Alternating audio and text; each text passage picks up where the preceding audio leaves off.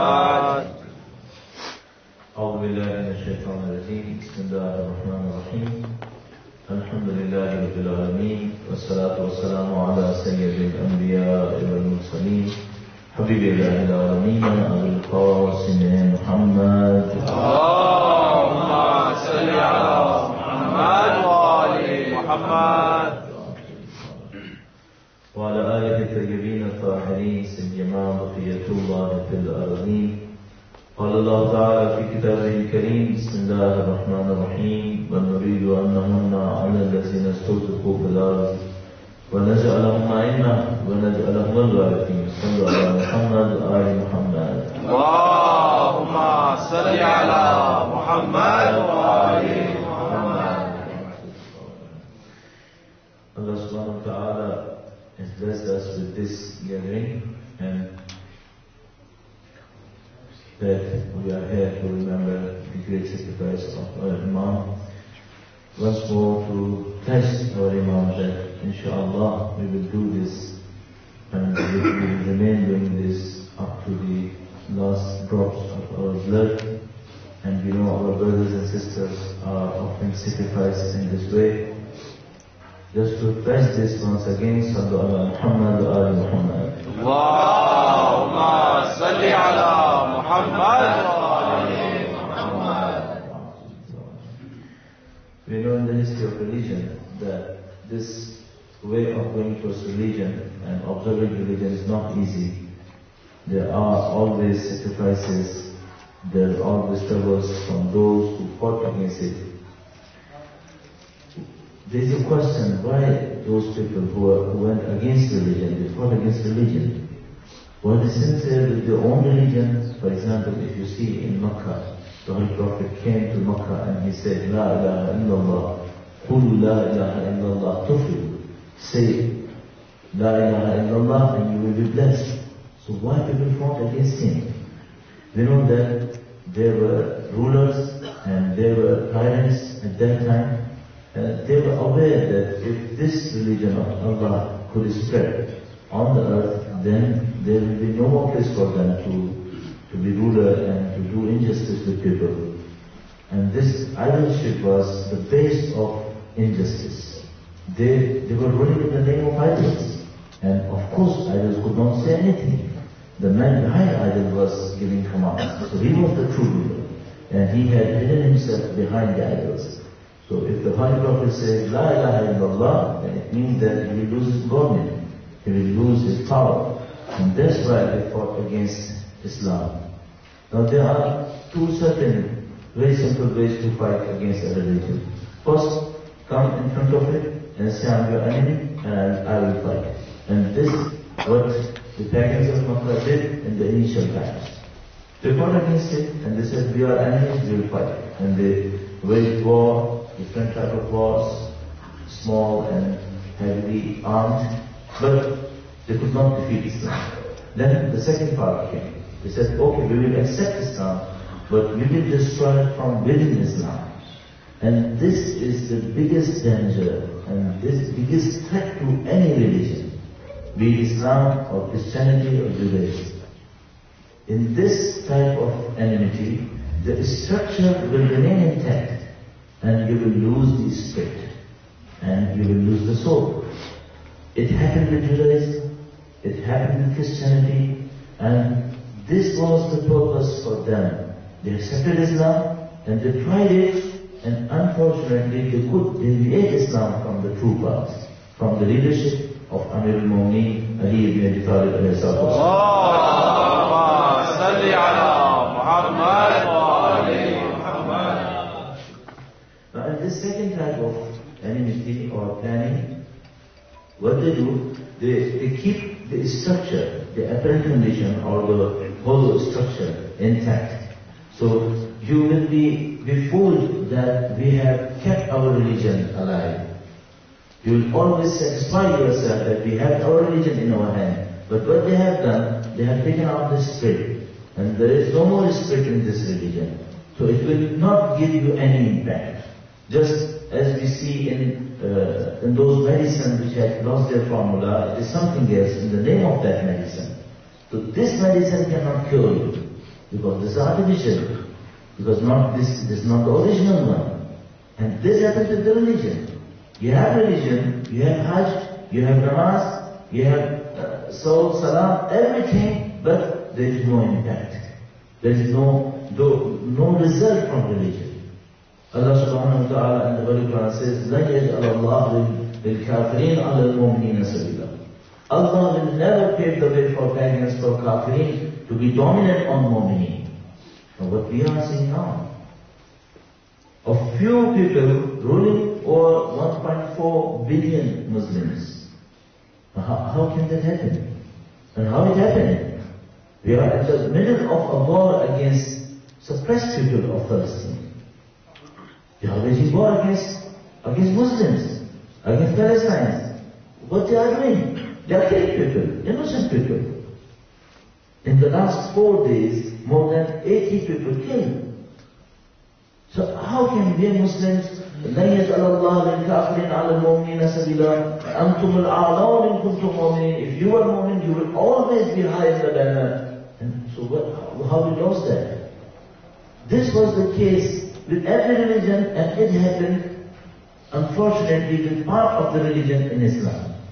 Now, to give you a few examples, I will give one of the very good examples of Hajj. Sallu ala Muhammad wa ali Muhammad. Allahumma salli ala Muhammad wa ali Muhammad.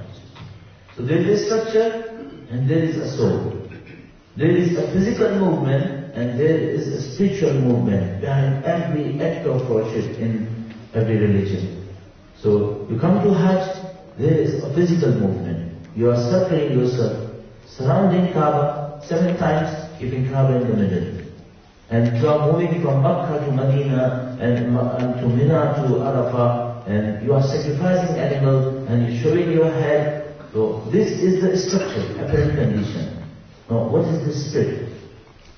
And I can tell you by my heart, and I assure you that most of the people who do this whole performance of Hajj don't know the spirit, don't know the soul of this section. So they are moving around Kaaba, they don't know what it means. When this thing happens, it means you have a structure and you have lost soul. And this is one of the problems which Imam Hussain was facing. Now, I don't want to leave this without message. What is the message behind Tawaf? What is the message behind Sa'i, behind sacrifice of animal? Just to give you a few examples, when you are doing Tawaf 7 times around Kaaba, what do you mean? You want to say to Allah that, oh Allah, just as in my Tawaf, I have kept Kaaba in the middle of my circle. In my whole life, I will keep your command in the middle of my life. My whole life will encircle your command and I always be obedient to you, giving my life in your command. This is one of the spirits. Eid al-Adha, you sacrifice animal, I don't mean you here in Australia sacrifice animal, but okay, other places they sacrifice animal. What did it mean? Is it really only sacrificing animal, shedding the blood of an animal and that's all? Nothing else behind it? And if you see the spirit is going wrong, it means something has happened and now this thing has to be changed. What is the meaning of sacrificing animal? You sacrifice an animal, you shed the blood, pledging with Allah that, oh Allah, this time, because of your command, I sacrifice animal. And if required, I will sacrifice my own self. This is blood of that animal, but if required, it will be my blood. I will shed my own blood. And I have tried this knife against this animal, if required. If you commanded me, I will keep my sword against your enemies. Now this is the pledge. And whenever you see, you have a structure, and the spirit is no more here, it means now you have to do something. Just like Imam Hussain alayhi salatu wasalam, sallu ala Muhammad wa ali.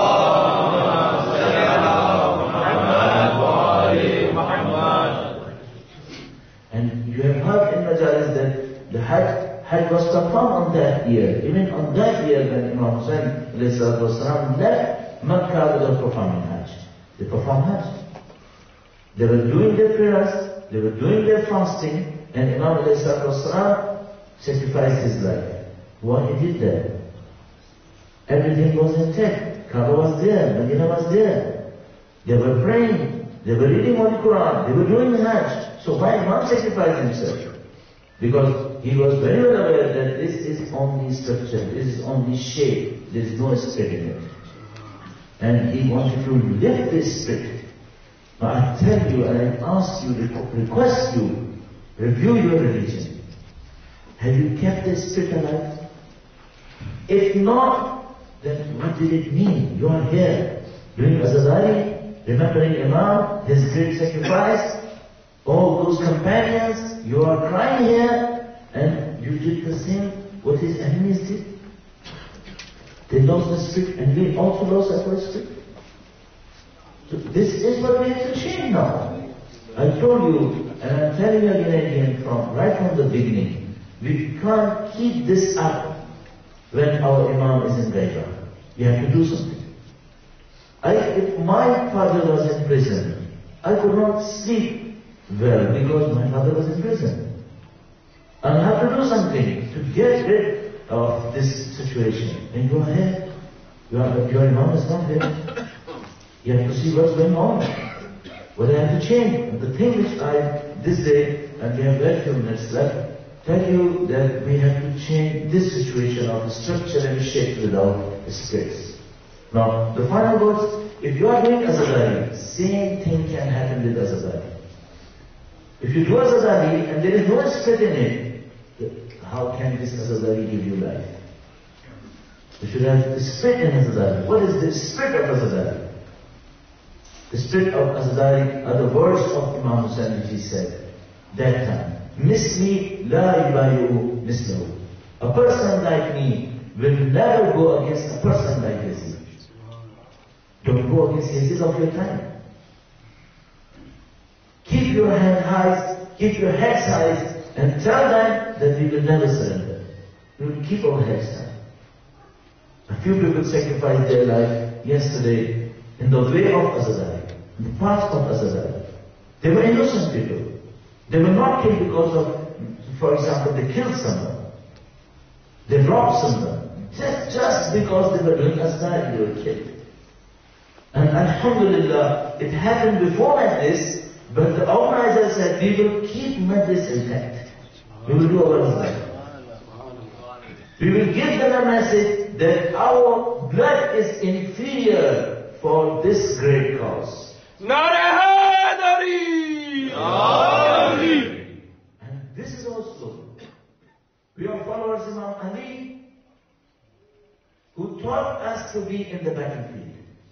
This is our battlefield. You see, you can't have Badr once again.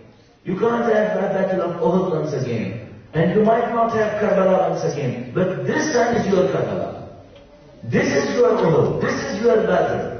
And inshallah, time will come, the son of Imam Hussain will come, and we will see another Karbala to participate. Inshallah. So this is for Karbala. They were threatening us. What was their message behind that bomb which they planted in our Azadari? They were telling us that if you come here, you will be killed. And what should be our message? We are living here to do Azadari. We are not afraid of being killed. And that's why your brothers and sisters went to that place in much more numbers as it was in the usual practice. They gathered there in a big number and they said, we are here. If you want to come to God to kill us, we are here. We are ready to give our life. These are your brothers and sisters. And you are here, alhamdulillah, peaceful, you are no threat. But keep the spirit high. Keep your banner high. Never go to any tyrant. You have tyrants in this world. If there was no tyrant in this world, it means Imam has reappeared and the justice is prevailing. But he's not here. It means there is injustice here. Now who is doing injustice? This is your duty to identify that person. And it is our duty according to Quran. I wonder sometimes why Holy Quran mentioned Fir'aun in such details. We had 124,000 prophets, and only the name of a few prophets were mentioned in the Holy Quran. But the name of Pharaoh, in his acts, his planning, his strategies, is repeatedly mentioned in the Holy Quran. I was wondering why this happened. And we had nothing to do with Pharaoh. He was in Egypt, we are living there, for example. He was no more alive, he is dead 3,000 years ago. So why Holy Quran mentioned Pharaoh this much? I thought just for a single reason. The Holy Quran wants to tell us, I will explain these strategies, plannings, characteristics of Pharaoh of that time. Now it's your duty to identify the Pharaoh of your time and fight as Hazrat Musa fought against Pharaoh. Now this is your duty. Do you think there is no more Pharaoh? No more Qarun? No more Samari? So why this injustice? So be ready for your Imam. Keep your spirit high. Practice what you have to do after appearance of our Imam. So if you have to wage war in front of your Imam, just for some practices, try yourself to raise your slogans against the tyrants of this world, against those who are doing injustice in this world. Sallu ala Muhammad wa ala Muhammad. Allahumma salli ala Muhammad wa ali Muhammad. And this should be the spirit of Azazari. This should be the message behind Azazari, that you are alive, you are raising your slogans, and you know it very well how Imam said, Hal min nasirin yansuruna, Hal min mughisin yughisuna. They were laughing at Imam. Who's going to help you? There is no more anyone to come to help you. And Imam was very well aware that from that cruel army of Yazid, no one is going to come. But he was very well aware that hundreds of thousands of people are going to come in future. You want to be one of them? Do you want to be one of them? And if you want to be one of them, look at your religion. Look at the spirit of your religion. Don't be part of those people who have left their spirit, just keeping the structure and the shape. So pay attention over your spirit, and inshallah we will explain it in the next coming days, inshallah. Sallu ala Muhammad wa ali Muhammad. Allahumma salli ala Muhammad wa ali Muhammad. एक बार फिर अहले बैत सलाम के अज़मत पर उन किराम में कुर्बानी देने वाले अफराद की अरवाह की बुलंदी के लिए दुरूद भेजें मुहम्मद व आले मोहम्मद।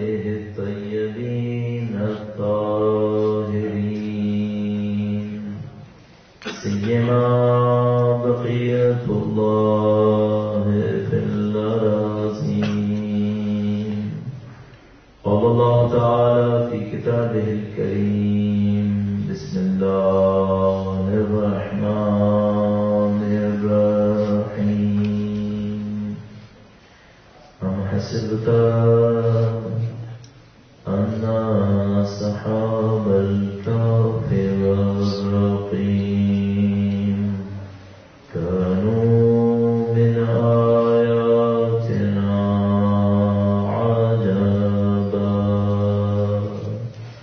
بھیجے گا محمد وآل محمد صلی اللہ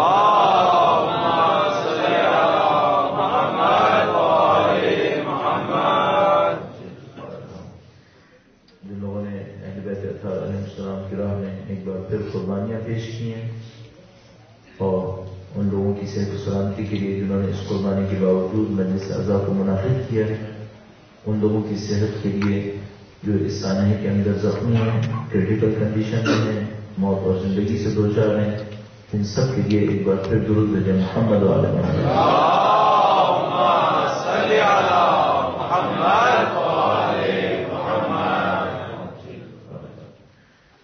رضی اللہ عنہ نے بار بار قرآن کریم میں اس بات کو بیان فرمایا ہے کہ تم یہ مت سمجھنا کہ تم دین پہ چلو گے اور تمہیں کوئی قربانی نہیں دینی پڑے گی۔ تو قرآن مطالعہ نے کئی آیات کے اندر بار بار اس کا ذکر کیا ہے، روایات میں اہل بیت اطہار علیہ السلام نے مکرر اس کو یاد دلایا ہے، تمہارا دین پر عمل کرنا بغیر قربانیوں کے نہیں ہوگا۔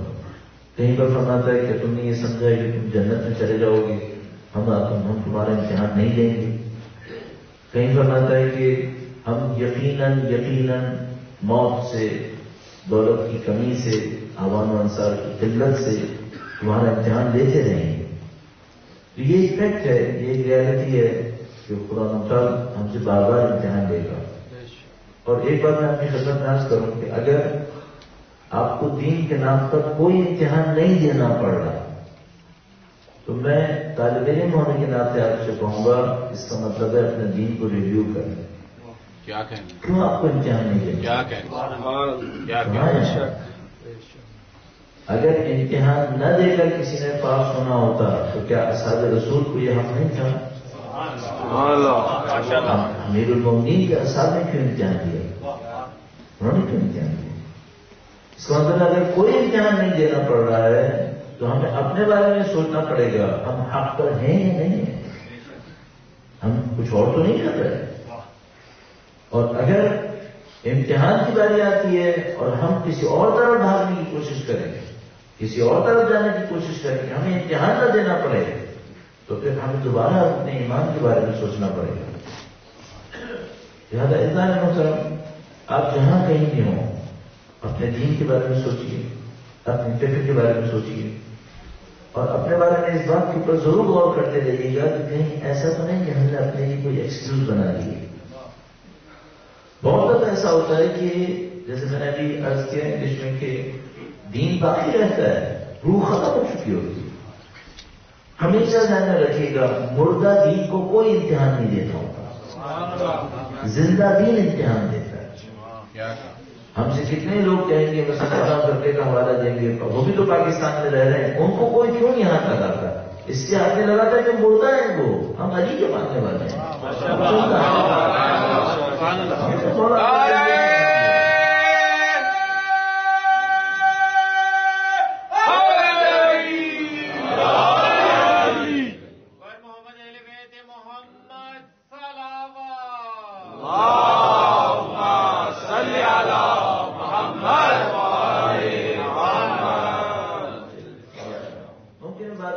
سوچے کہ ہم ایک محدود جگہ کے اوپر بیٹھے ہوئے ہیں، یہاں ہم اگر نعرہ لگا بھی لیں گے تو کیا فائدہ ہوگا؟ آپ تصور میں نہیں سوچے گا کہ آپ کو کوئی نہیں دیکھ رہا ہوگا۔ میرا ذہن یہ کہتا ہے کہ ممکن نہیں ہے کہ آپ اتنی تعداد میں یہاں بیٹھے ہوں، آپ کو کوئی دیکھنے والا نہ ہو، آپ کو کوئی سننے والا نہ ہو، یہ ممکن نہیں ہے۔ جو بھی آپ کے دین کے خلاف ہوں گے، آپ کنووں میں بھی جا کے بیٹھیں گے تو آپ کو دیکھنے کی کوشش کریں گے، کیا کریں گے، کس طرح جائیں۔ ان کی بھرپور کوشش اس بات پر ہوگی آپ مسائل پہ توجہ مت دیں، ان کی بھرپور کوشش اس بات پر ہوگی آپ مین اسٹریم سے علیحدہ ہیں، آپ اپنی زندگی میں مشغول رہیے۔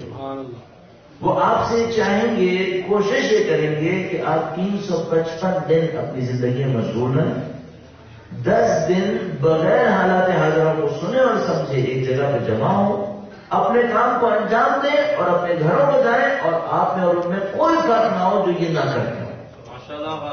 وہی چاہیں گے، وہی چاہیں گے آپ 10 دن کے لیے آئیں یہاں پر، جو رنگ پہننا ہے پہنیے، کوئی ایشو نہیں ہے، جس طرح سے رہنا رہ لیجیے، کوئی ایشو نہیں، 10 دن کے لیے آئیے، اپنے کام کو انجام دیجیے، اپنے گھروں کو جائیے، گھر جانے کے بعد آپ کیسے نظر آئیں؟ جیسے دوسرے ہیں آپ بھی ویسے ہی، آپ کو کوئی فرق نہ پڑے گا، یہ وہ یقیناً اجازت دیں گے اس بات کی۔ اچھا، اب آپ کو اپنے آپ سے کیا پوچھنا پڑے گا مجھے کہ اگر مجھے باہر جا کر وہی کرنا ہے جو حسین کے نہ ماننے والے کرتے ہیں تو مجھ میں اور ان میں کیا فرق رہا؟ آپ سید الشہداء کے ماننے والے ہیں، آپ مولانا المومنین کے چاہنے والے ہیں، آپ خاندان عطرت کی خدمت گزار رہے ہیں، آپ بھی وہی کریں جو بنی امیہ کے نعوذ باللہ چاہنے والے کرتے ہوں، پھر آپ اور ان میں فرق کیا ہے؟ آپ کو کوئی تو بات ہونا چاہیے، بھائی وہ بھی جاب کر رہے ہیں، ہم بھی جاب کر رہے ہیں، وہ اسکلس دے رہے ہیں، ہم بھی اسکلس دے رہے ہیں، وہ ڈگریز دے رہے ہیں، ہم بھی ڈگریز دے رہے ہیں، آپ کا ان میں کیا فرق ہے؟ ہم ایک فرق آپ کی خدمت میں عرض کروں گا، وہ کبھی ظلم کے خلاف آواز نہیں اٹھائے گا، آپ نے ظالم کے گریبان کو پکڑنا ہے، آپ نے ظالم کی گریبان کو پکڑنا ہے، اور اگر آپ نے یہ کام نہیں کیا اس کا مطلب ہے کہ آپ اور وہ ایک ہی راستے کے اوپر چل رہے ہیں، آپ ایک کام کرنا ہے، آپ اپنے مومن کے چاہنے والے ہیں، وہ تو نہیں ہے، اور جب آپ یہ کہتے ہیں ہم ظالم کا گریبان پکڑیں گے اور آپ نے یہ کام کر دیا، اب آپ کی زندگی میں سختی آئے گی، اب آپ مطمئن رہیے کہ آپ کی زندگی آسان نہیں گزرے گی۔ ہم دیکھ رہے ہیں پوری دنیا کے اندر، اب آپ تصور کیجئے اتنے لوگ آپ نے تشریف فرما ہے، کسی کو شک ہے کہ جو اسرائیل نے فلسطین پہ حملہ کیا یہ غلط کیا،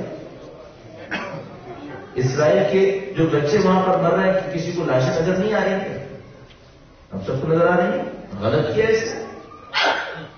کیا کہ وہاں پر مظلوم 70-80 سے زیادہ لوگ 3-4 دن کے اندر شہید ہو چکے ہیں، مر چکے ہیں، ان کا کوئی پرسانے حل نہیں ہوا، ہمیں بھی نظر آ رہا ہے کہ ان واقعہ ان کو بیچاروں کو بےدردی سے مارا جائے، یا مثلا پاکستان کے اندر جو ازداروں نے سید الشہداء شہید کیے جا رہے ہیں، کوئی جرم ہے کیا؟ دنیا کی کوئی عدالت ہے جو ثابت کرے کہ ان کو کس جرم کے اندر مارا گیا ہے؟ کیا جرم کیا ہے انہوں نے؟ ہم نے کون سا کسی کی زمین کے اوپر قبضہ کیا ہے، کسی کا مال لوٹا ہے؟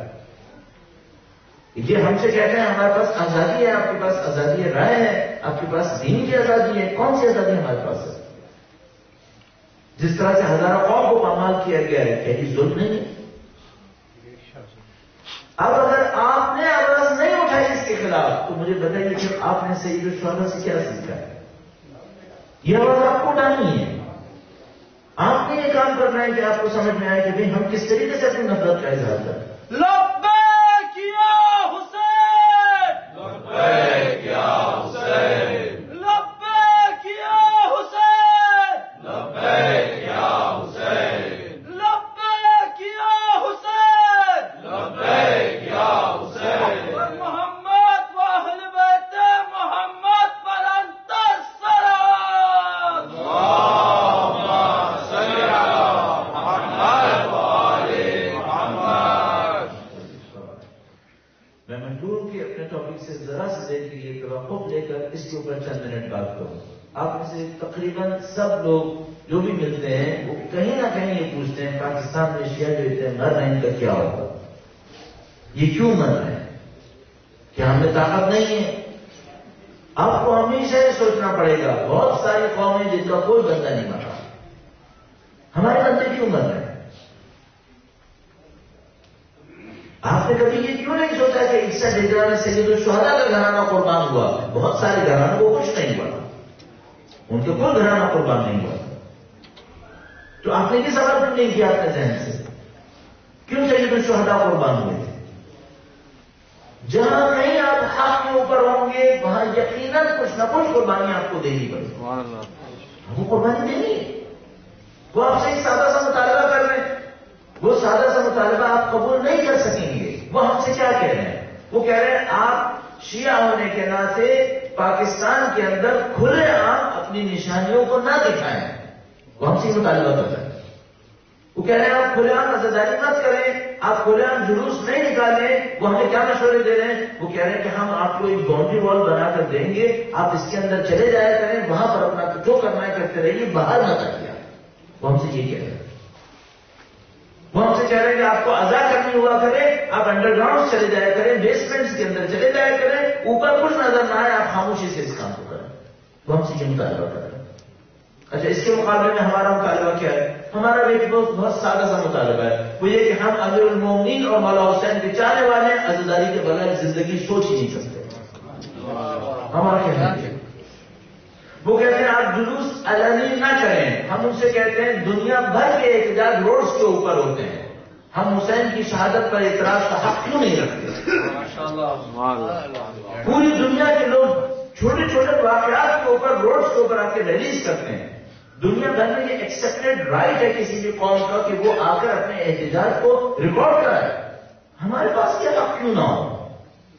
کیوں کسی کو برا لگتا ہے کہ اگر میں 1400 سال پہلے سید الشہداء کی شہادت ہونے والی کے اوپر ایک ریلی کروں، احتجاج کروں اور اس میں آ کر کہوں کہ میں اس کے خلاف ہوں جس نے امام حسین کی جنگ کی؟ میں سید الشہداء کا ماننے والا ہوں، یہ میرا کمٹمنٹ ہے ان کے ساتھ. میں پیدا اسی کے اوپر ہوا ہوں. انی سن والے من سال رکھوں گا ہر بندے بنا رہا، یہ میرا وعدہ اپنے امام کے ساتھ. میں اس وعدے کو نہیں چھوڑ سکتا.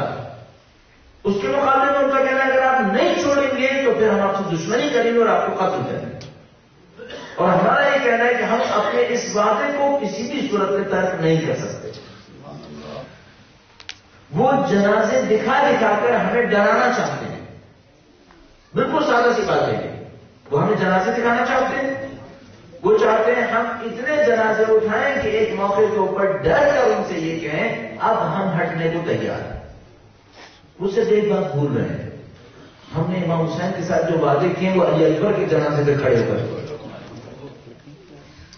ہم نے سید الشہداء کے تابوت پہ کھڑے ہو کر وعدے کیے، ہم پیچھے نہیں ہٹ سکیں گے. اور جہاں کہیں بھی ایسا کوئی موقع ہوتا ہے جہاں دشمن ہماری بات سن رہے ہوتے ہیں، میں پاکستان میں ہمیشہ عرض کرتا ہوں اگر اس کے علاوہ کوئی بات کرنی ہے تو ہم سے مذاکرات کرو، اور اگر اس پہ بات کرنی ہے کہ ہم عذاب و بات کریں، اس پہ کوئی مذاکرہ نہیں ہو سکے گا. اس کے بغیر ہماری قوم نہیں. ہماری شناخت اس کے اوپر ہے، ہم اس کے اوپر چلیں. لہٰذا مطمئن رہیے آپ کے جو بھی دوست ہیں وہاں پر شہید ہو رہے ہیں، آپ کے رشتے دار آئزہ اقربا یہ حق کے خاطر شہید ہو رہے ہیں. یہ وہ قربانی جو ہم کو دینی تھی ہم دیں گے، اور اتنا ان قربانیوں کو دیں گے کہ اس سے ہماری قوم سربلند رہے گی. اور میں آپ کو مطمئن ہو کے عرض کر رہا ہوں، نہیں معلوم آپ لوگ جب دور سے بیٹھے ہوئے ان چیزوں کو دیکھ رہے ہوتے ہیں تو شاید آپ میں سے بعض لوگ پریشان ہو جاتے ہیں، آپ میں سے بعض لوگ حتیٰ شاید ممکن ہے خوفزدہ بھی ہو جاتے ہیں. وہ اور ان کے بچے سوچنے لگتے ہیں ہم پاکستان نہیں جائیں گے، اگر جائیں گے تو وہاں پر ہم قتل ہو جائیں گے، ہم مارے جائیں گے. آپ کی قوم اس سے زیادہ بہادر ہے، آپ کی قوم اس سے زیادہ دلیر ہے. میں مطمئن ہو کہ آپ کی خدمت میں عرض کر رہا ہوں کل پاکستان کے اندر بم دھماکہ ہوا ہے. میں آپ کو مطمئن ہو کہ قسم کھانے کے حد میں کہہ سکتا ہوں آج آپ دیکھیے گا کئی گنا زیادہ لوگ اسی جگہ پہ آئیں گے جہاں کل دھماکہ ہوا. یہ اس قوم کی اسپرٹ ہے، کسی نے اس قوم کو نہیں پہچانا ہے. پاکستان کی عوام مظلوم قوم ہے، پاکستان میں شیعہ مظلوم ہے لیکن اپنی مظلومیت کے ساتھ بزدل نہیں ہے. یہ شجاعت ہے، یہ بہادر ہے. آپ یقین فرمائیے یہ قوم مظلوم ہے بیچاری اس اعتبار سے کہ کوئی شاید اس کا ظاہری طور پر دیکھ بھال کرنے والا نہیں ہے، اس کا کوئی لیڈر نہیں ہے، اس کا کوئی سرپرست نہیں ہے انتظار ہے. لیکن جو الحمدللہ رب العالمین اس قوم کے اندر سید الشہداء کی محبت ہے، اس کے اندر مولا امیر المومنین کی چاہت ہے. جب عاشور کے دن کراچی میں بم دھماکہ ہوا جس کے اندر نہیں معلوم کتنے لوگ شہید ہوئے، چہلوں میں اتنے لوگ آئے ہوئے تھے کسی کے ذہن میں نہیں تھا کراچی کے چہلوں میں اتنے زیادہ لوگ موجود ہوں گے. اور تقریباً سب کے سب کفن پوش ہوئے تھے کہ اگر عزا میں شرکت کے نتیجے میں شہادت نصیب ہونی ہے تو ہم پہلے سے کفن پہن کر ہم شہید ہونے کو مل رہے ہیں. الحمدللہ آپ کی قوم بہادر ہے، ان کے ذہن کے اندر جو راز ہے وہ شہادت کو اپنے لیے فخر سمجھتے ہیں. ہاں یقیناً اس کے اندر کچھ لوگ ہوں گے جو پریشان ہو رہے ہوں گے، کچھ لوگ ہوں گے جو خوفزدہ بھی ہوں گے.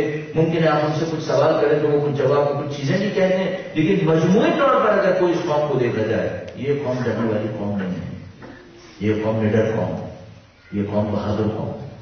اور الحمدللہ رب العالمین آپ مطمئن رہیے ایک بات کے اوپر. اور یہ میں بہت زیادہ عرض کیا کرتا ہوں وہاں پر بھی اور آپ کی خدمت میں بھی عرض کر رہا ہوں، کوئی بھی قوم مارنے سے، جسموں کے قتل ہونے سے کبھی ختم نہیں ہوتی. کوئی قوم ختم نہیں ہوتی. ایک سمپل کیلکولیشن ہے، آپ پاکستان کے اندر کم از کم 3 کروڑ سے زیادہ ہیں، کم از کم 30 ملین سے زیادہ ہیں آپ لوگ وہاں. یہ کوئی مبالغہ نہیں ہے، دشمنوں کی اسٹیٹسٹکس کو میں آپ کے سامنے کوٹ کر رہا ہوں کہ اگر پاکستان کی آبادی مثال کے طور پر 15 یا 17 کروڑ بیان کی جاتی ہے اور آپ 20% بھی کاؤنٹ ہوتے ہوں، جو کم از کم مقدار ہے جو دشمن بھی اعتراف کرتے ہیں، تو آپ 3 کروڑ سے زیادہ ہیں. کیا یہ ہمیں مار کر ایک دن میں 10 بھی ماریں تو کیا ہمیں ختم کر سکتے ہیں؟ ایک دن میں 10 مار لیں گے تو ایک سال میں کتنے مار لیں گے؟ 3,500 لوگ مار لیں گے. 10 سال میں کتنے مار لیں گے؟ 35,000. 35,000 مار لینے سے 30 ملین کی کوئی قوم ختم ہو سکتی ہے کیا؟ کوئی اس قوم کو ختم نہیں کر سکے گا. یہ صرف ایک موقع پہ ختم ہو سکتے ہیں اگر یہ ڈر ہے. اگر یہ قوم ڈر گئی تو ختم ہو سکتی ہے، اگر نہ ڈرے تو کبھی ختم نہیں ہو سکتی. آپ مجھ سے کہیں گے وہ ڈاکٹرز مار رہے ہیں، وہ انجینئرز مار رہے ہیں، وہ سلیکٹڈ لوگوں کو مار رہے ہیں. آپ کی قوم اس سے زیادہ غنی ہے، اس کے پاس صلاحیتیں بے انتہا ہے. آپ اپنی قوم کو نہیں سمجھ پا رہے ہیں. آپ کی قوم کے پاس اس سے کہیں زیادہ صلاحیتیں ہیں. یہ ان چند لوگوں کی شہادت سے ختم نہیں ہوں گے. اور یہ میں مطمئن ہوں کہ آپ کو عرض کر رہا ہوں کہ جتنا ہم لوگوں کو شہید کر رہے ہیں اس سے زیادہ ہمارا جذبہ آپ کی قوم کے لیے بڑھتا چلا جا رہا ہے. آپ شاید ابھی احساس نہ کر رہے ہیں، لیکن ہم الحمدللہ 16 سال سے اس جگہ کے اوپر رہ رہے ہیں پاکستان کے اندر. 16 سال کے دوران ہم نے مختلف تبدیلیوں کو دیکھا ہے، قوم کے ایٹیٹیوڈ کو دیکھا ہے. 16 سال پہلے اس کا ایٹیٹیوڈ کیا تھا، 16 سال بعد اب اس وقت اس کا ایٹیٹیوڈ کیا ہے. مشکلات آتی ہیں تو اس کا ایٹیٹیوڈ کیا ہوتا ہے، مشکلات کم ہوتی ہیں تو ان کا رویہ کیا ہوتا ہے. میں آپ کو مطمئن ہو کے ایک بات عرض کر رہا ہوں، آپ کی قوم کے اندر جذبہ اس سے کہیں زیادہ ہے جس کو دشمن ختم کر سکے. آپ کی قوم جری ہے، آپ کی قوم بہادر ہے. ہاں، ایک معنی میں لاوارث ہے بیچارے، ایک معنی میں غریب ہے بیچارے. لیکن آپ کبھی تصور مت کیجیے گا کہ ان کے پاس اگر پیسہ نہیں ہے، ان کے پاس سیاست کی طاقت نہیں ہے اور ان کے پاس دنیا کے وسائل نہیں ہے تو یہ قوم چھوٹی قوم نہیں. الحمدللہ رب العالمین، یہ قوم بڑی قوم، یہ شجاع قوم. آپ شاید ابھی اس بات کو نہ پہچان سکیں، لیکن میں آپ کو مطمئن ہو کے عرض کرتا ہوں، ہم اپنی آنکھوں سے دیکھ رہے ہیں اس قوم کی ڈیولپمنٹ، اپنی آنکھوں سے دیکھتے ہیں. یہاں آپ کا الحمدللہ اتنا مجمع ہے. ابھی بردر نے ایک نے نعرہ لگانے کی کوشش کی، آپ نے جو کچھ ریئیکشن کیا اس کو بھی ہم نے دیکھا ہے، اور جب ہماری قوم ریئیکشن دیتی ہے وہاں پر اس کو بھی ہم جانتے ہیں. آپ نہیں سمجھ سکتے اس قوم کی اس وقت کیا صورت ہے. اگر 10 سال پہلے کبھی ہم کسی ریلی وغیرہ کے اندر کھڑے ہوتے تھے اور قوم کے سامنے کوئی نعرہ لگاتا تھا یا ہم نعرہ لگانے کی کوشش کرتے تھے تو اس کے جواب سے کچھ میسج ملتے تھے. اب جو یہ قوم کر رہی ہے اس کے جواب کچھ اور ہے. اب یہ کسی اور جگہ پہ کھڑے ہیں. تو میں مطمئن ہوں کہ آپ کو ایک طالب علم ہونے کے ناطے، جو دین کا بھی طالب علم ہوں اور سوشل سائنسز کا بھی طالب علم ہوں، میں دونوں کے ناطے آپ کی خدمت میں عرض کر رہا ہوں، آپ کی قوم کی ڈیولپمنٹ اچھی ہے، اس قوم کا فیوچر اچھا ہے. کوئی اس قوم کے فیوچر کو ختم نہیں کر سکے گا انشاءاللہ تعالی.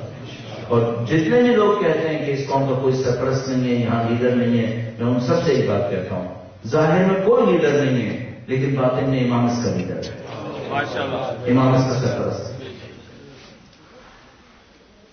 ہم بے سرپرست نہیں ہیں. کیوں آپ تصور کر رہے ہیں اس بات کو؟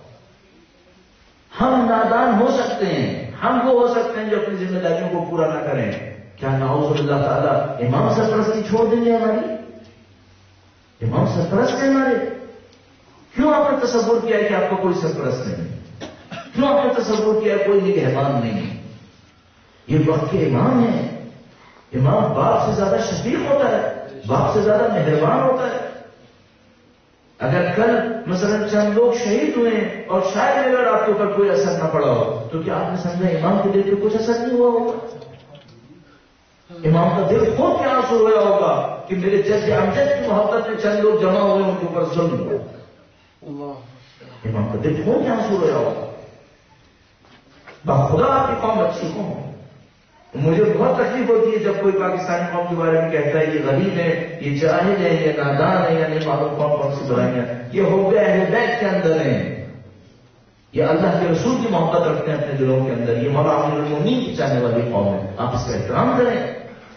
انہوں نے قربانیاں دی ہیں. یہ جو سینکڑوں ہزاروں لوگ شہید ہو رہے ہیں، کیوں شہید ہو رہے ہیں؟ اگر ان لوگوں کے دلوں میں ہو گئے اہل بیت نہ ہوتی تو ان کو کوئی نہیں مانتا تھا. ان کی محبتوں کی وجہ سے شہید ہو رہے ہیں. آپ ان کی شہداء کا احترام کریں، ان کی قربانیوں کا احترام کریں. ان کی ظاہری فقر و فاقہ کو دیکھ کر، ان کی نعوذ باللہ وسط تھوڑی سی جہالتوں کو دیکھ کر آپ ان کے ساتھ اس طرح سے رویہ نہیں کر سکتے. آپ کو کل اپنے امام کے سامنے کھڑا ہونا پڑے گا. ایک معنی میں آپ کی خدمت میں عرض کرنے کی جسارت کروں گا، آپ قربانیاں نہیں دے رہے ہیں، وہ قربانیاں دے رہے ہیں. آپ قربانی نہیں دے رہے ہیں، آپ اس جگہ کو چھوڑ کر آئے ہیں ان کی قربانیوں کے باوجود. وہ وہاں تو محاذ میں کھڑے ہوئے ہیں، وہ قربانیاں دے رہے ہیں، ان کی کوئی قدر نہیں ہوگی. اگر میں اس محاذ کو چھوڑ کر دنیا میں کہیں اور چلا جاؤں اپنی جان بچانے کے لیے، اور وہ وہاں پہ اپنی محاذ پہ کھڑے ہو کر جان دے رہا ہو، تو پھر کس کی ویلیو زیادہ ہے؟ میری یا اس کی ویلیو؟ جو کھڑا اس کی ویلیو زیادہ ہے. تو آپ کس طرح سے تصور کریں گے؟ مجھے واقعی سمجھ میں نہیں آتا کوئی اس قوم کے بارے میں کیوں سوچ رہا ہے کہ اس قوم کی حیثیت کا نہیں. الحمدللہ رب العالمین، یہ قوم اچھی قوم، ہم نے اس کو فخر ہے. ہاں اس کے اندر مشکلات ہیں، اس کے اندر بہت سارے مسائل ہیں. اس کی وجہ یہ ہے کہ اس قوم کے اوپر پتہ نہیں دنیا کی کتنی ایجنسیز کام کر رہی ہیں. یہ وہ جگہ نہیں کہ میں آپ کی خدمت میں عرض کر سکوں، اور قطعاً وقت بھی اس کی اجازت نہیں دیتا، لیکن مظلوم قوم واقع ہے.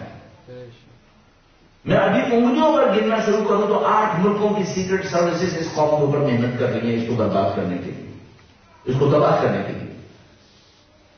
اتنی سیکرٹ سروسز اس کے اوپر کام کریں، بلینز آف ڈالر ان کے اوپر انویسٹ ہو رہا ہے ان کو تباہ کرنے کے لیے. اس کے بعد یہ قوم کھڑی ہوئی ہے، یہ خود ایک معجزہ ہے، خود ایک معجزہ ہے. آپ اس قوم کی آپ کہہ رہے ہیں کہ یہ کمزور قوم ہے. اگر دنیا کے ایکسپیکٹڈ اسٹیٹسٹکس کو دیکھیں تو بلینز آف ڈالر خرچ میں سزا کو بند کرنے کے لیے پاکستان کے اندر. اس قوم نے اپنا خون دیا ہے، بار بار عذاب و زندہ رکھا. یہ اس کو آپ غریب کہتے ہیں؟ یہ غریب قوم ہے. جب کبھی موقع ملتا ہے خدا شاہد ہے معلوم نہیں ہوتا یہ قوم کہاں سے لے کے آتی ہے. پچھلے سال جب آپ کے جوان، آپ کے بوڑھے اس مارکے کے اندر محرم کے دنوں میں، سفر کے دنوں میں گورنر ہاؤس کے سامنے گئے تھے، اپنی آنکھوں سے ہم نے دیکھا تھا بغیر کسی لاجسٹک کے اتنے لوگ وہاں پہ جمع ہو گئے تھے جن کے بارے میں میڈیا کہہ رہا تھا کہ ان کی تعداد 1 لاکھ سے اوپر ہے. اتنے لوگ وہاں پہ جمع ہو گئے تھے بغیر کسی لاجسٹک کے. کوئی سپورٹ لاجسٹک کی نہیں تھی وہاں پہ، نہ پینے کو تھا نہ کھانے کو تھا، کوئی چیز نہیں تھی. اور سخت ترین سردی جو اس وقت کراچی میں ممکن ہو سکتی تھی وہ ہو رہی تھی. اس کے باوجود میں خود اپنی آنکھوں سے دیکھا اور ہم حیران رہ جاتے تھے. اتنا لوگ موجود تھے مدد کرنے والے، ہر طرف سے آ رہے تھے مدد کرنے کے لیے. یعنی کوئی ایک آدمی نہیں تھا جو یہ کہے کہ مثلا مجھے کچھ کھانے کو نہیں ملا، مجھے پانی کو نہیں ملا. الحمدللہ رب العالمین. یہ غریب قوم ہے، یہ غریب نہیں ہے، یہ دل کے امیر ہیں، یہ دل کے سخی ہیں. یہ جب موقع ملتا ہے امام حسین کے نام پہ سب کچھ کرنے کو تیار ہو جاتے ہیں. یہ خوب قوم ہے، یہ اچھی قوم ہے. ان سب کی صحت و سلامتی کے لیے، عزت و سربلندی کے لیے درود ہے محمد والے محمد.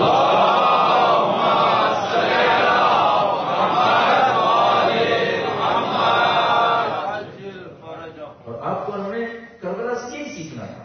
ہم ظلم قبول نہیں کریں گے، ہم ظلم برداشت نہیں کریں گے. عزاداری ہمارا حق ہے، ہم عزاداری انجام دیں گے. پہلے ہم سے ایک غلطی ہوتی تھی، ہم دوسروں سے کہتے تھے تم ہمیں عزاداری کا تحفظ دو. ہم پولیٹیکل پارٹیز کے پاس جاتے تھے پاکستان کے اندر، ان سے کہتے تھے تم عزاداری کا تحفظ کرو. ابھی الحمدللہ رب العالمین ہماری قوم کو ایک بات سمجھ میں آئی ہے، ہم کسی سے تحفظ کی بھیک نہیں مانگیں گے. ہم خود عزاداری کا تحفظ خود کریں گے، چاہے دنیا کچھ بھی کرتے رہے. یہ ہمارا کام ہے، ہم خود کریں.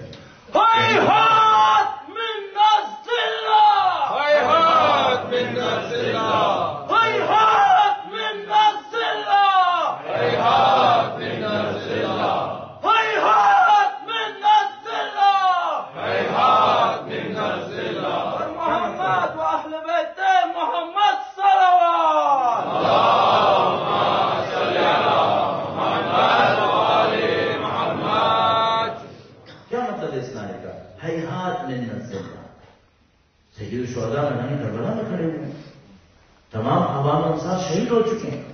ان کے سامنے مطالبہ بار بار لایا جا رہا ہے، اگر آپ یزید کے ہاتھ پر بیعت کر لیں معاملہ ختم ہو جائے. اور سید الشہداء اپنے عظیم الشان قول کے اندر میں ریکمینڈ کروں گا کبھی نہ کبھی سید الشہداء کے اخبار کو پڑھیں. میرے جیسے سنانے والوں پہ اکتفا مت کریں، خود جا کر پڑھیں سید الشہداء کے اخبار. سید الشہداء ایک اور اتنا بلند مرتبے کا ارشاد فرماتے ہیں ان الدعی قد رکزنی بین اثنتین الذلة والذلة وہیہات من الذلة.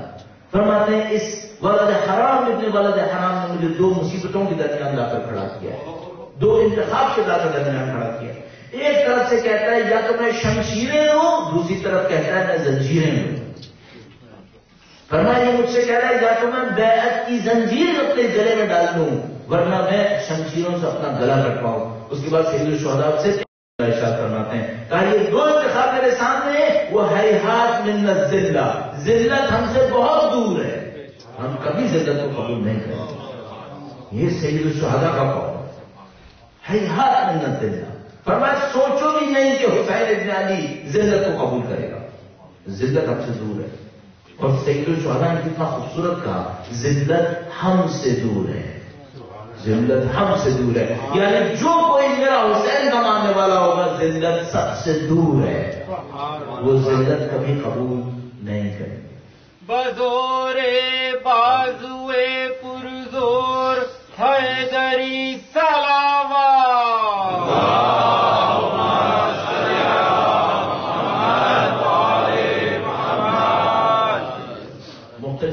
یہی نعرہ لگایا ہیہات من الذلہ، ان کو قیمت دینی پڑی. ہر قوم کو جس نے یہ نعرہ لگایا ہم ذلت قبول نہیں کریں گے، اسے قیمت دینی پڑی. الحمدللہ رب العالمین ہماری قوم کا نعرہ بھی یہی ہے، ہیہات من الذلہ، ہم ذلت قبول نہیں کریں گے. ذلت قبول نہیں کریں گے قربانی دینی پڑے گی، ہم قربانی دیں گے. اور میں آپ کو مطمئن ہو کے کہتا ہوں ان قربانیوں کا رنگ آپ جلد ہی دیکھیں گے انشاءاللہ. یہ قوم ہے سید الشہداء کے نام پر ہے. سید الشہداء نے ہمیں یہ سکھایا ہے اور سید الشہداء کا ساتھ دینے والے کم ہیں، ہمیں معلوم. سید الشہداء نے مصدومیت میں جان دی، ہمیں معلوم. سید الشہداء جب یہ فرما رہے تھے ہیہات من الذلہ تو وہ اکیلے کھڑے تھے، ہمیں معلوم. لیکن سید الشہداء کو ایک بات کا فخر تھا، جس نے بھی ان کا ساتھ دیا وہ بہت پاکیزہ تھا. سید الشہداء بہت پاکیزہ لوگوں کو چن چن کر کربلا میں لائے تھے. کوئی ایک ایسا نہیں تھا جس کے بارے میں تاریخ کوئی غلط بات کہہ سکے. سب کے سب چنے ہوئے تھے اور ان چنوں میں سے کچھ ایسے تھے جن کو سید الشہداء خود بلا رہے تھے، تم میرے پاس. سید الشہداء کیا دیکھ رہے تھے؟ وہ یہ دیکھ رہے تھے کہ اس کا حق ہے کہ یہ کربلا میں ہو، کیوں کربلا میں نہیں؟ اس کو کربلا کی سم بلایا گیا.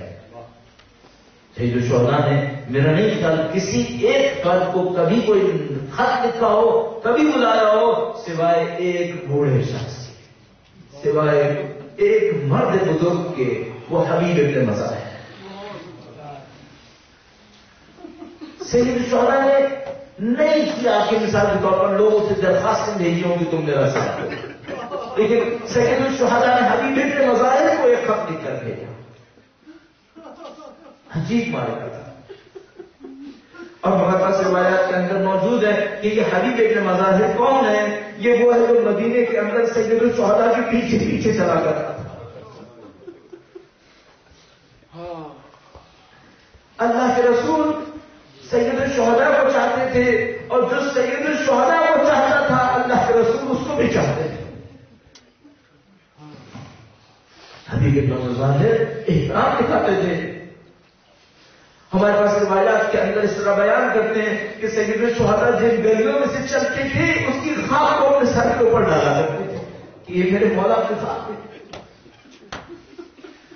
سید الشہداء کا سچ پہچان والا بڑھاپے میں ہے، نہیں ہے، کوفہ کے اندر موجود ہے. ایک موقع آتا ہے کربلا میں اندر بار بار لشکر آ رہے ہوتے ہیں،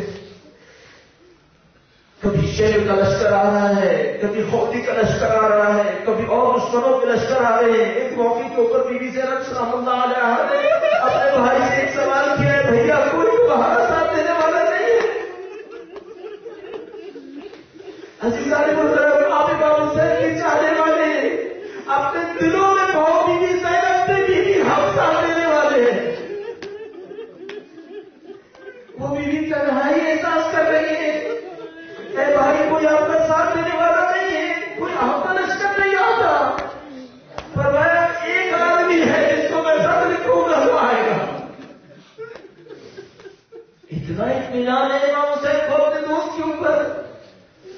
کاش کوئی ایسا وقت آئے جب کوئی امام معصوم ہمارے بارے میں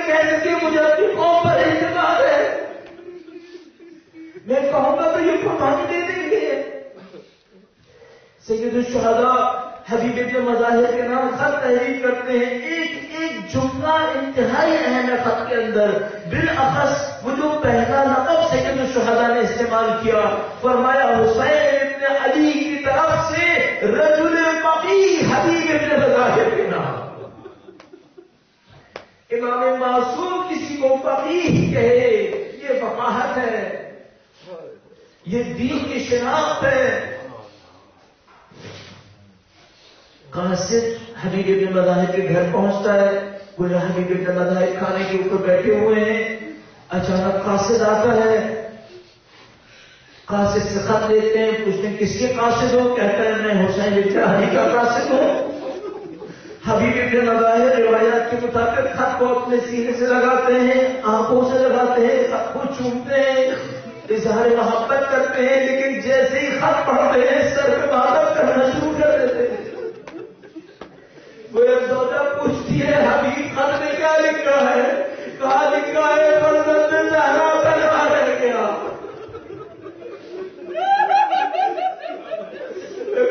حبیب تمہیں نہیں پتا حسین تنہا ہے، فاطمہ پریشان، زینب پریشان ہے اپنے بھائی کے لیے. اور نہیں معلوم روایات کے اندر اس طرح بیان کرتے ہیں کہ جب خط لکھنے لگے سید الشہداء تو بیوی زینب نے کہا کہ یہ بھی خط میں لکھ دو کہ حبیب اگر آگا ہے تو جلدی آؤ.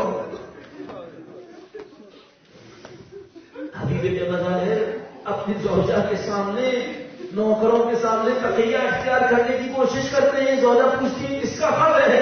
کہتے ہیں حسین ابن علی کا خط ہے.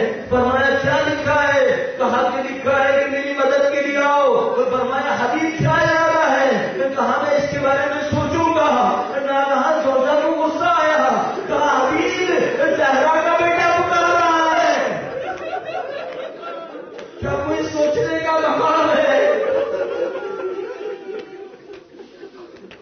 حبیب اپنے جذبات کو دوسروں سے چھپا کر رکھتے ہیں، اپنے نوکر کو حکم دیتے ہیں، یہ کہتے ہیں میری سواری لے کر چلے جاؤ. عبید اللہ ابن زیاد کوفے کا گورنر ہے، کوئی باہر نہیں جا سکتا، سب پر بندش ہے. اپنے نوکر سے کہتے ہیں سواری لے کر شہر کے باہر چلے جاؤ، میں رات کی تاریکی میں تمہارے پاس آؤں گا اور اس کے بعد کربلا روانہ ہو جاؤں گا. رات کی تاریکی میں اپنے سواری کی طرف بڑھ رہے ہوتے ہیں چھپ چھپ کر، کیونکہ ہر طرف جاسوس موجود تھے. ایک موقع کے اوپر اپنے نوکر تک پہنچتے ہیں، ایک عجیب منظر بیان کرتی ہے روایات. دیکھتے ہیں روایت کے اندر کہ لکھا ہے کہ نوکر دیکھتا ہے کہ گھوڑا بہت زیادہ پریشان ہو رہا ہے، تو وہ گھوڑے کے گلے میں ہاتھ ڈال کر کہتا ہے کہ اے حبیب کی سواری، اگر تمہیں حسین کے پاس پہنچنے میں بےتابی ہے صبر کر، اگر حبیب نہ آئے تو میں جاؤں گا حسین کی مدد کے لیے. حبیب اپنا سر پیٹ دیتے کہتے میرا دولا اب اتنا غریب ہے، اتنا.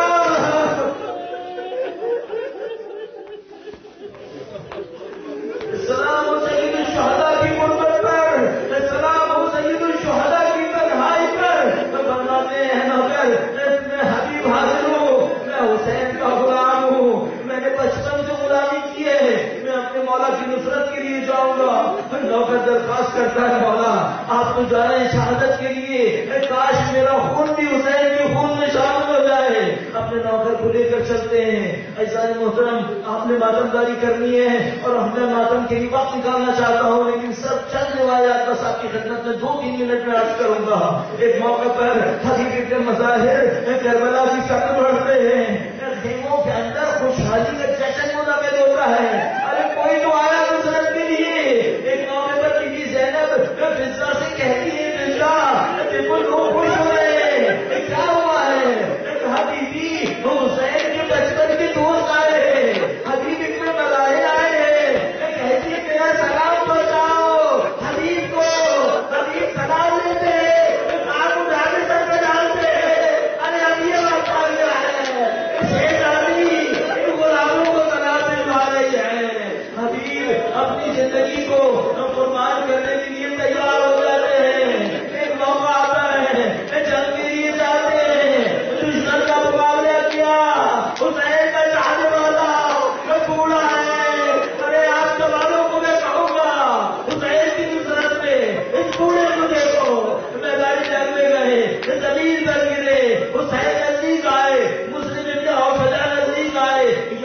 زندگی کے آخری لمحات کے اندر ہیں، مسلم کی طرف رخ کرتے ہیں، کہتے ہیں مسلم میں مر جاؤں گا لیکن حسین کا خیال کرنا، حسین کو تنہا رکھو.